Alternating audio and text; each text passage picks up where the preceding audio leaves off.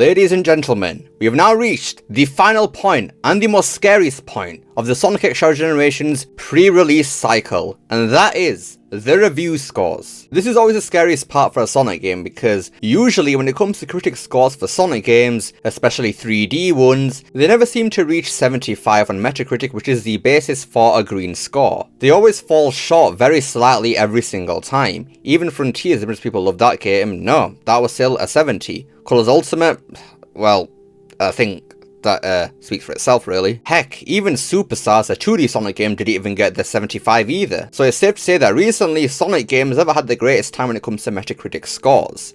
Until now. Has Sonic X Shadow Generations finally broken the Sonic cycle? Well, let's find out as we take a look at the review scores for the game. So, without any further ado, ladies and gentlemen, boys and girls, let's take a look at the news at hand. Onto Metacritic, We Sonic, Rush 3D. Right, it's time for the big reveal, so everybody put your hands together. What are your guesses right now? 70s? 80s? 90s?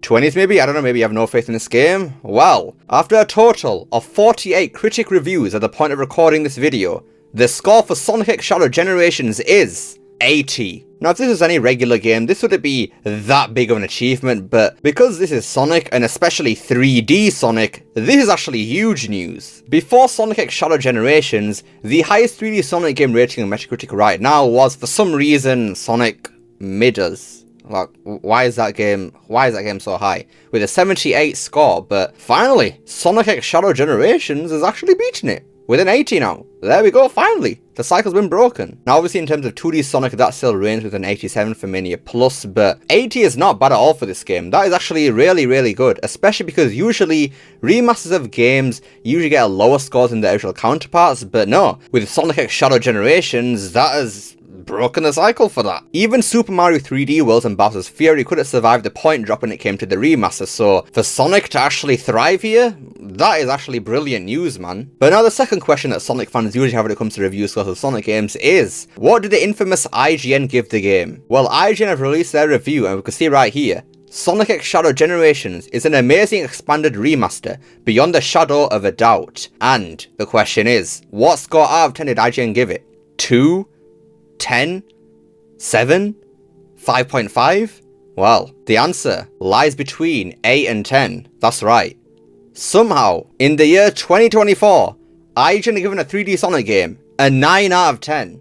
That is a smashing score right there. Smashing score. Sonic X Shadow Generations takes an already excellent game and spring jumps it to new heights with a creative Shadow campaign and appreciable graphical upgrade. Now honestly, I think Sonic fans give IGN too much flack when it comes to Sonic review scores nowadays because since, let's think about it, Sonic Unleashed, I personally think that IGN never really been that unfair with Sonic at all, really. I think the most unfair review score that a Sonic game has gotten with IGN since Sonic Unleashed is honestly Sonic Colors Ultimate, and that was because it was too low. No, I thought that was actually too high. They gave Colors Ultimate an 8 out of 10 despite the glitches or whatever. I thought that was kind of ridiculous, but yeah, honestly, IGN have been fine when it comes to Sonic games. Like, honestly, people need to stop giving them so much slack because they're fine. They're probably the most fair reviewers out there for Sonic games right now. Like, they gave Frontiers a 7. I think that's a very fair score for Frontiers, honestly. 7, that's completely fine. So I think people need to stop giving IGN so much slack. Like, leave them alone, bro. They clearly don't hate Sonic anymore and kind of never have since Sonic Unleashed, so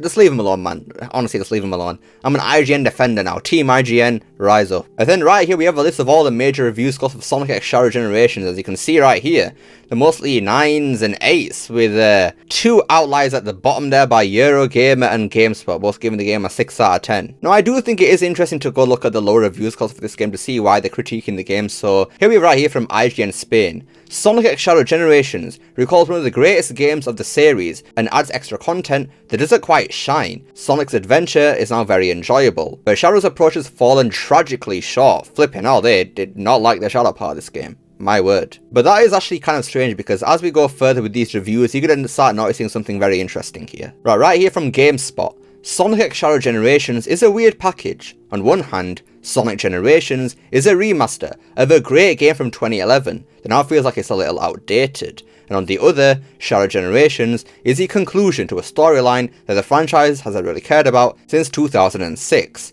As someone who specifically got into Sonic games during the early 2000 period, this collection feels like it speaks directly to me. It also feels much like its protagonists, lost in a place out of time and desperate to return to fonder times.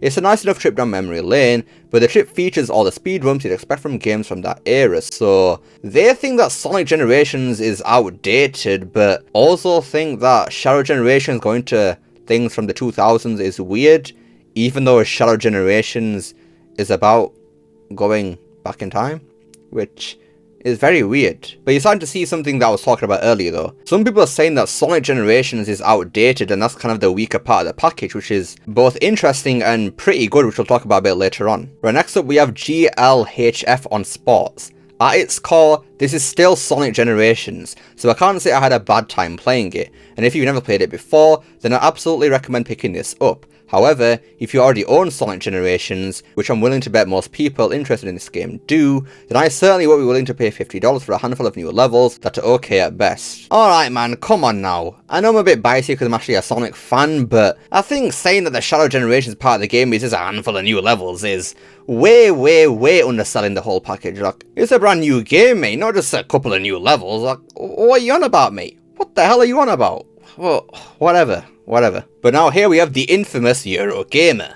Shadow's campaign provides some of the best 3D levels of the series, but it's coupled with a dated and unnecessary remaster, if only Sega went all in on the future. And there you go once again. Another reviewer saying that the Sonic Generations part is outdated and, well, in this case, unnecessary, which I think is a bit stupid to say. But in a way, even though this is strange to say the least, it is kind of good because this does show that if Sega in the future released, like, I don't know, a standalone Shadow the Hedgehog game without any Sonic part of it at all, it could stand on its own 2 feet and actually do well. But then going back to the interesting part, I mean, why would you really complain about having Sonic Generations in here? I mean, people like that game, right? And it's been playable on consoles at least anyways for ages, so why is this a bad thing? I guess the argument could be made that maybe they focused a bit too much on Sonic Generations with all the stuff added to that they kind of left out a bit of effort for the Shadow Generations part, meaning that's a bit content lacking, which I kind of understand, but all you gotta do is to complain that Shadow Generations is a bit short. Don't complain that there's Sonic Generations here as well. Like, that's a bit stupid, man. Come on now. And it is really funny to me that Eurogamer seems to be not liking this game all too much because the more I look into their track record, they seem to not like absolutely anything. Like, you look at their Super Mario Party Jamboree review and they gave it a 40. Like, flipping hell. It's the biggest Mario Party game yet, but fails to find the fun at almost every step. And then the actual score for this game is 82 on Metacritic, which is strange. Some people could like this game, but these people have to be an outlier as usual and just not like it. And then going further into these lot's history, these lot actually don't like anything, bro. Just look at this. They got more mixed reviews than positive reviews. Their average critic score is 67. These guys literally don't like anything, bro. These are actually the real IGN here. Forget IGN, bro. Direct your annoyance to these people over here, because these are the real frauds here. Like, what the hell is going on here, man? What is this? But yeah, overall, Sonic X Shadow Generations, in terms of critically, it's a success. Nothing but a success. A 3D Sonic game in the 80s has never been seen before since Sonic Adventure 2, because even though we didn't see it in today's video, the original versions of Sonic Adventure 2 and SA1 and the Dreamcast were both given the 80s, but obviously as time went on and the remasters came out, the score dropped for some reason. But it's funny that Sonic X Shadow Generations being a remaster went higher and actually in the 80s. How tables have really turned. So now all we gotta wait for is Sonic X Shadow Generations to sell well now. They've succeeded critically, which is something a Sonic game can usually never say for itself, so financially, now that's the move. And by the way, the pre-orders were looking the other day, yeah, they seem to be well on their way with this game, so yeah. This game is a full-on success. And that's the full stop there. Anyways, that about does it for today's video then. So yeah, that is it for Sonic X Shadow Generations' new cycle. It's been an absolute pleasure to cover all this news with you all, despite the lows and the highs of it all. Yeah, been pretty fun. Now all that is left to do for this game is to just play it now. Tomorrow is the day we start playing. It's time. I'm ready. I'm ready. What more is there to say? So yeah. Let me know what you guys think of this news. Are you happy to see that Sonic X Shadow Generations has finally broken the 3D Sonic cycle? Let me know down below. I'd love to see what you guys have to say. I hope you enjoyed this video. Don't forget to like, share, subscribe, especially that last one. Don't forget to become unleashed by hitting that join button down below. Remember, it's not necessary. And I'll see you all next time. Peace!